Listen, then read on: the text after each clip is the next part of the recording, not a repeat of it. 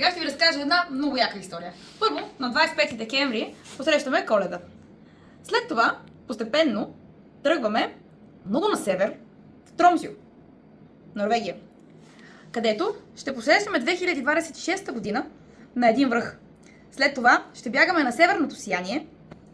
След това ще отидем на най-северната точка в Европа, Нордкап, където има подобен глобус като този, който виждате тук. И след това трябва всичко да приключи. Прибираме се в България. Интересно ли ви е? Хайде с нас! Подготвили сме дори и замръзнали плитки.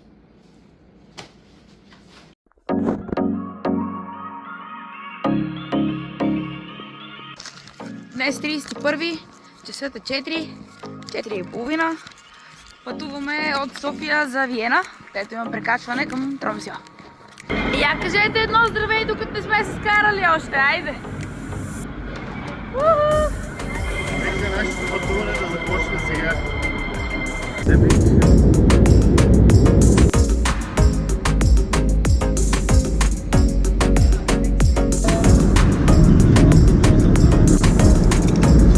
Добре дошли в Тромсю.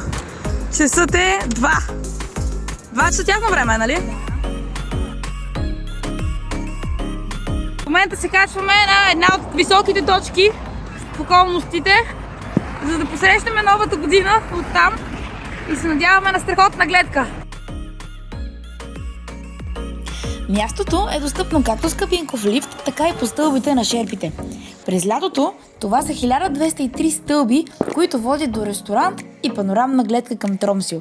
А през зимата, както е в нашия случай, е едно доста стръмно, но и не много дълго изкачване. Амо! На здраве!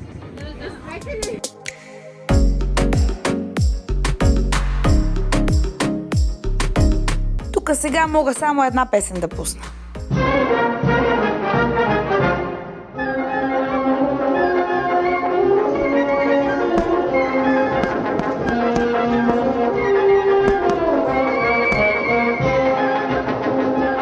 А връщането на обратно по този баир беше истинска парзалка. Ама такава, точно такава, каквато сме гледали и по филмите.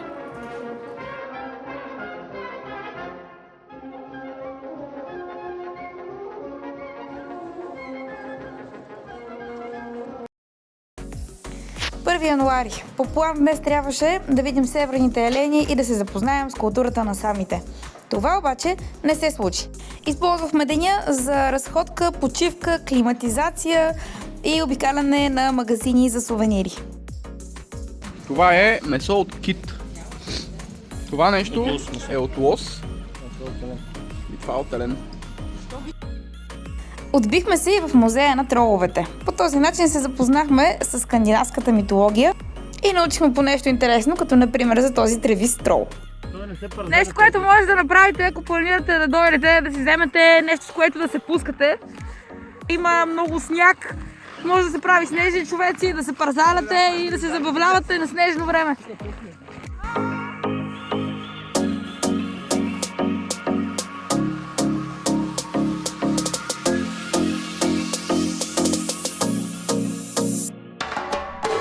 На здраве!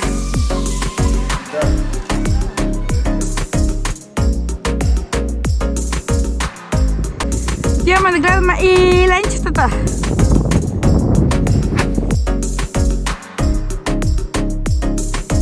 Отправяме се към лагер, в който ще се запознаем с северните елени и културата на самите.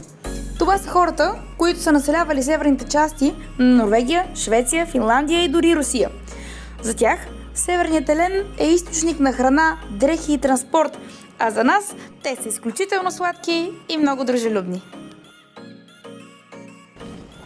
Той идва и ми казва дай храна. Дай храна, викам, дай храна. Не може? Не, казах, не.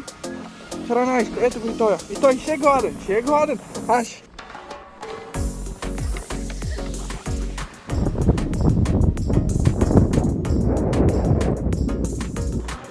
Намираме се на експото на полярния маратон. Маратона в Тромсю.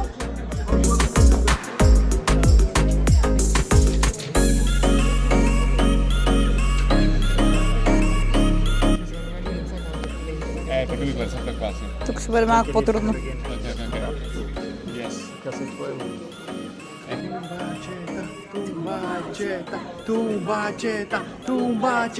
Тумбачета. После похапнахме малко бомбони в Sweetheart и трябва да ви кажа, че бяха много вкусни. Препоръчвам да се отбиете там. И като сме на тема храна, няма как да пропуснете ето това емблематично капанче в центъра на Тромсио. В него може да похапнете традиционни хот-дози или пък арктична супа. Препоръчвам обаче, видите ли малка опашка, просто да се наредите на нея. В по-късните часове опашката започва да прилича на тази за лифта на Банско в пиковия сезон. And 2 reindeer soups. The hot dogs with everything.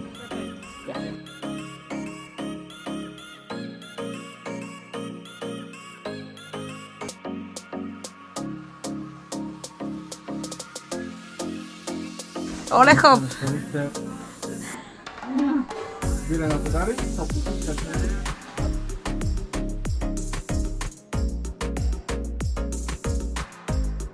Часа е 11, деня на маратона. Отиваме към мястото, което ще ни вземат с автобус, за да ни придвижат до старта, който е на 42 км от тук. Част от задължителната екипировка включва челник и светлоотразителна жилетка, която малко по-късно ще покажа. Те в момента са на нас с номерата. Напрежението е много голямо, аз супер много се притеснявам. Снега е до коляно. Никога не сме бягали в такива условия. И има и контролни времена, има баир.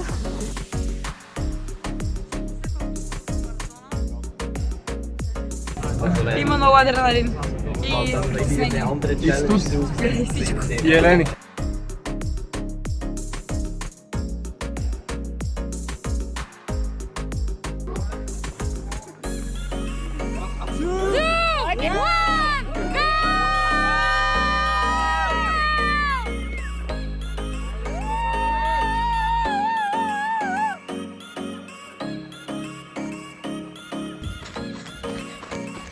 Пети километър.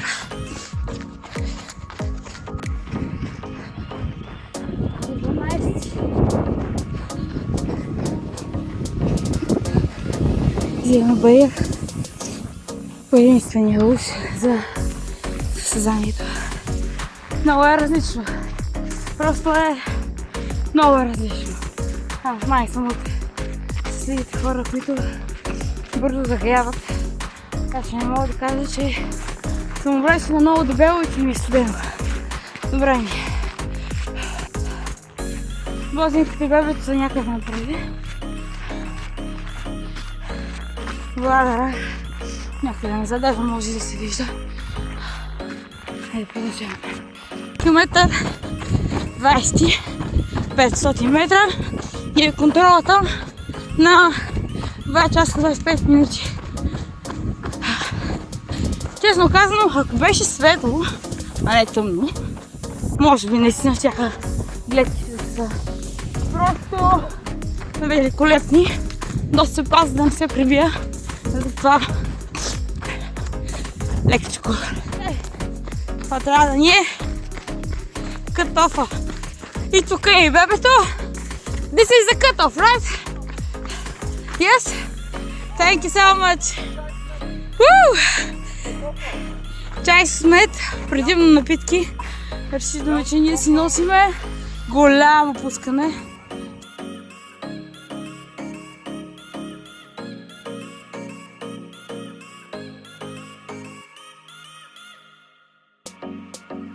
Абе, много си е хубаво. Трябва да се преживее. В момента сме на 27 км. Лично аз вече забавя малко. Минахме си контролите. Лека по лека, само държиме темпо и финишираме. Хубаво си е. Това е моста. Това е оле. Оле? Викаш ли олеле?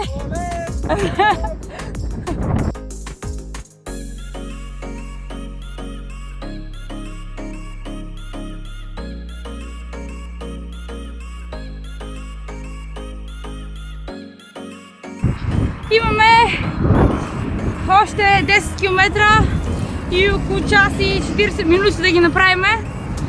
Аз съм доволна да финиширам и за 4 часа 59 минути. Thank you! Thanks!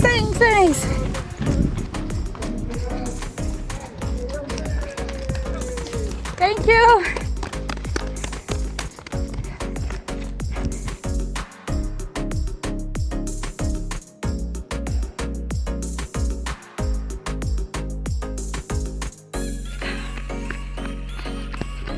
Последни метри.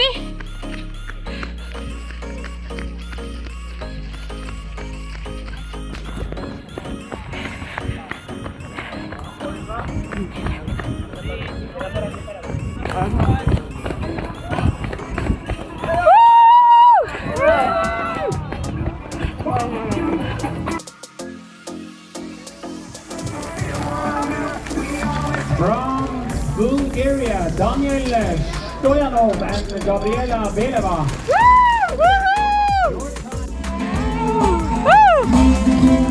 Медалчета! Тумбачета!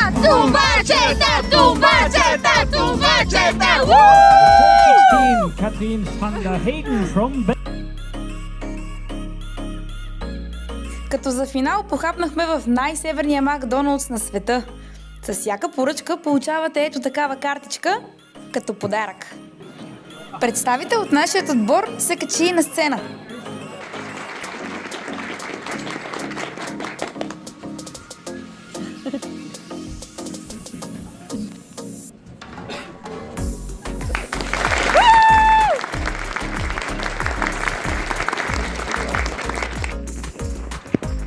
Ден четвърти.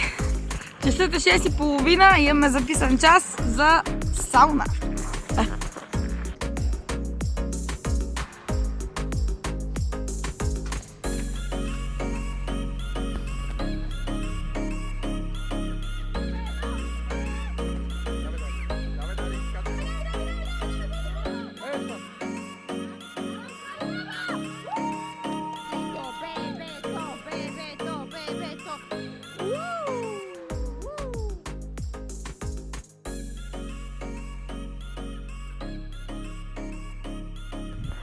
Оттегляме към следващата част от нашето пътуване – Нордкап, най-северната точка на Европа.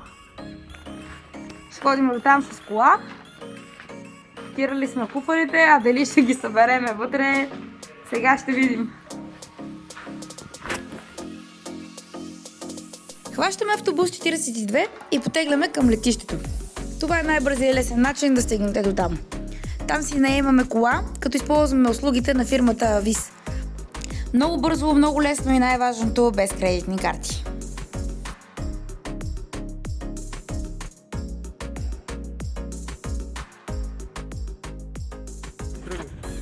Влака потегля, както казва бай Владара. Здравейте! Здравейте! Как сте? Няколко думи за пътната обстановка. Като цяло, много добро впечатление ми направи, че има много снегорини, които минават и в двете посоки и доста добре почистват пътя. Въпреки това обаче трябва да си има предвид, че времето е променливо. Има сняг, има лед и има участъци и моменти, които може да загубите видимост буквално за секунди.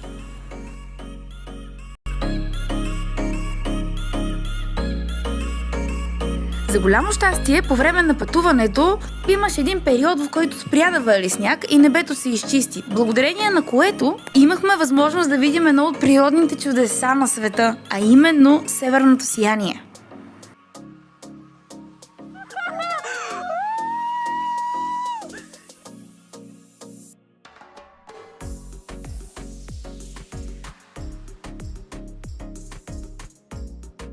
Това е едно от природните чудеса на света.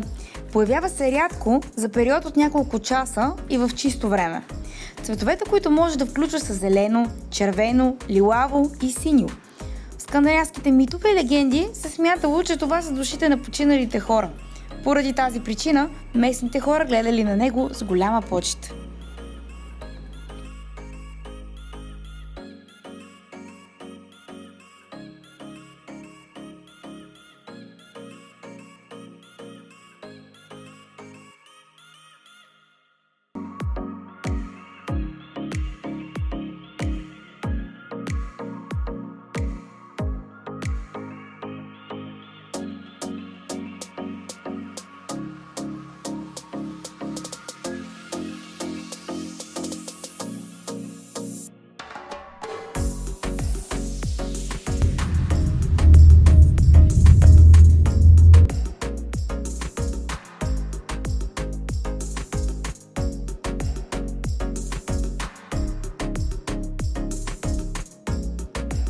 на около 14 часа по-късно пристигаме 613 км, изминати с 60 км в час. Последните 150 км с гледка към сиянието. Нашия шофьор. Аз.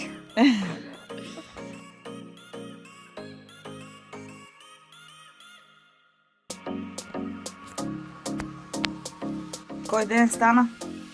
5 януари. Отиваме към най-северната точка на света. На Европа. Очакват ни 33 км.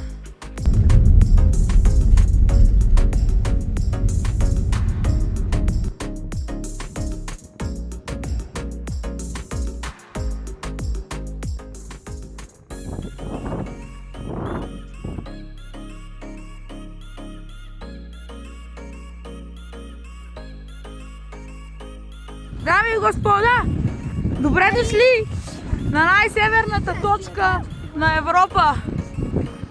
Аз наистина не мога да повярвам къде дойдохме януари месец на най-северната точка. Аз не мога да повярвам, че сме тук.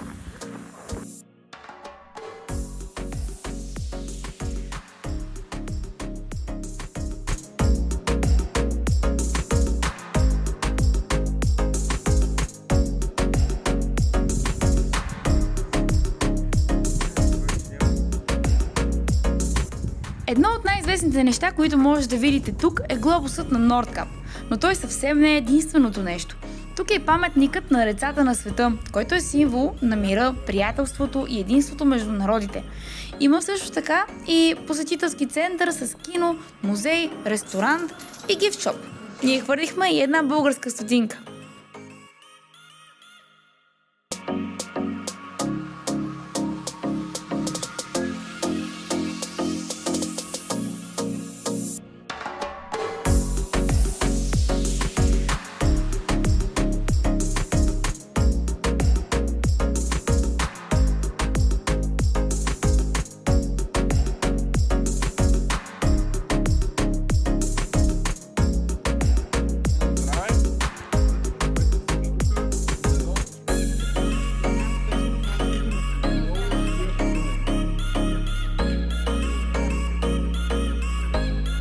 Това е филе от кит, рибна супа, сьомга.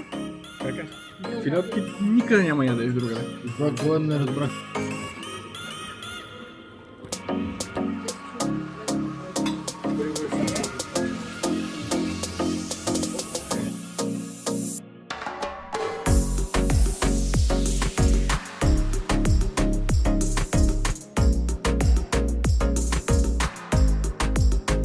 Пътувахме цяла нощ, за да можем да пристигнем обратно на летището в Тромсю. Тук хващаме самолет и потегляме обратно за България. Но спокойно, мисията да видим всички чудеса на този свят далеч не приключва тук. Тук само слагаме край на едно невероятно приключение, което ще остане завинаги в нашите спомени.